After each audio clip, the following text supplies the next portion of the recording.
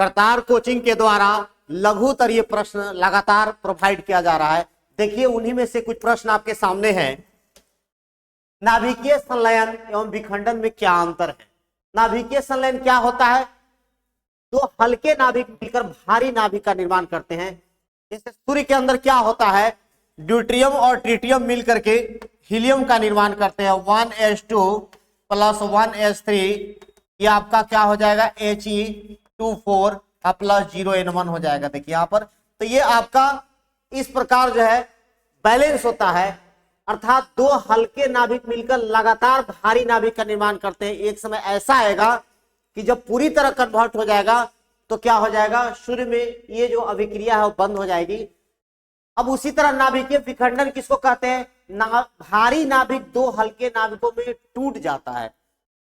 जैसे अगर मान लें यूरेनियम है तो दो हल्के नाभिकों में वो टूट जाएगा। जैसे आपका एटम बम, देखिए यहाँ पर एटम बम भी उसी का एग्जाम्पल है। देखिए एटम बम नाभिकीय रिएक्टर में हम लोग क्या करते हैं, जो एनर्जी हम लोग को वहां से मिलता है तो वहां पर भी यही प्रक्रिया चलती है और उसी में उसको कम करने का, कंट्रोल करने के लिए अलग अलग जो है कि उसमें प्रयास किया जाता है।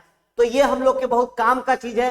देखिए यहाँ पर नाभिकीय विखंडन से एटम बम बनता है और इससे हाइड्रोजन बम बनता है, जो कि आज के समय में बहुत ही विनाश करने वाला इंस्ट्रूमेंट है कहिए।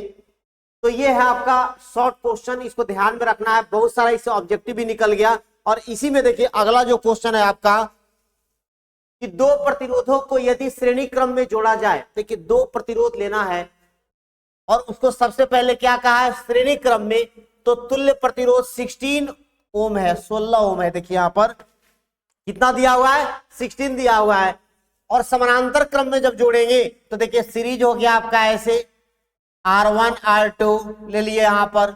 और पैरेलल में कैसे करेंगे, दोनों का एक इंडेक्स जगह लाएंगे।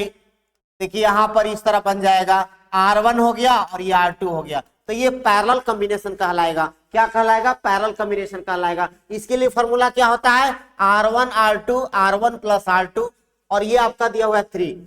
अब देखिए दोनों प्रतिरोधों का मान इंडिविजुअली ज्ञात करना है आपको, तो कैसे निकालेंगे। तो यहां पर देखिए यहां से R1 + R2 A + B एक तरह से 16 दिया हुआ है आपको।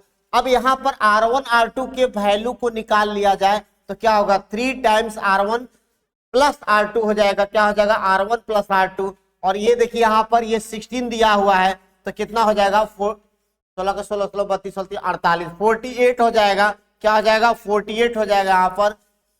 तो R1 R2 का वैल्यू हो गया। अब A + B का क्या फॉर्मूला होता है, इसको आपको याद रखना होगा। अलजेब्रा में आप पढ़े होंगे A + B का फॉर्मूला क्या होगा। तो यहां पर A + B का whole square minus 4A - B का, सॉरी A - B 4AB हो जाएगा। तो यहां से आप देखिए कीजिएगा तो कितना आ जाएगा, तो ये देखिए यहां माइनस कर देंगे तो हो जाएगा R1 - R2 बराबर क्या हो जाएगा, A + B का होल स्क्वायर। A - B का फॉर्मूला केवल आपको याद रखना है, √A + B का होल स्क्वायर माइनस 4AB। आप इसको सॉल्व करेंगे तो यहां पर आ जाएगा A - B, क्योंकि A - B का होल स्क्वायर आएगा और स्क्वायर से रूट कट जाएगा और A - B आ जाएगा। अब देखिए यहां पर ये R1 + R2 का वैल्यू जो दिया हुआ है 16, 16 का स्क्वायर 256 होता है, माइनस और ये देखिए आपका 4 R1 R2 कितना हो जाएगा, 4 × R1 R2 का 48 हो गया। यहां से लाएंगे 192 हो जाएगा। जब इसको आप सब्ट्रैक्ट करेंगे तो क्या होगा, 64 आ जाएगा। और 64 का रूट क्या होता है, 8 होता है। तो अब देखिए आपके पास आ गया यहाँ पर R1 + R2 देखिए दिया हुआ है यहाँ पर 16 और R1 - R2 क्या आ गया, 8 आ गया। अब दोनों को सॉल्व कीजिए। देखिए R2 प्लस में है और R2 माइनस में है यहाँ पर, तो क्या होगा, कट जाएगा। तो 2R1 हो गया यहाँ पर, 16 8 क्या होगा, 24 हो जाएगा। तो इसको कटा देंगे तो कितना होगा, R1 बराबर हो जाएगा आपका 12 हो जाएगा, 12 ओम।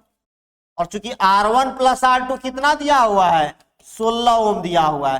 तो यहां पर R2 का वैल्यू 16 रखेंगे तो R1 का वैल्यू अगर 16 रखेंगे तो R2 कितना हो जाएगा, 4 ओम आ जाएगा। तो इस तरह ये दो प्रश्न हुआ। बहुत सारा फार्मूला भी आपको याद हो गया होगा।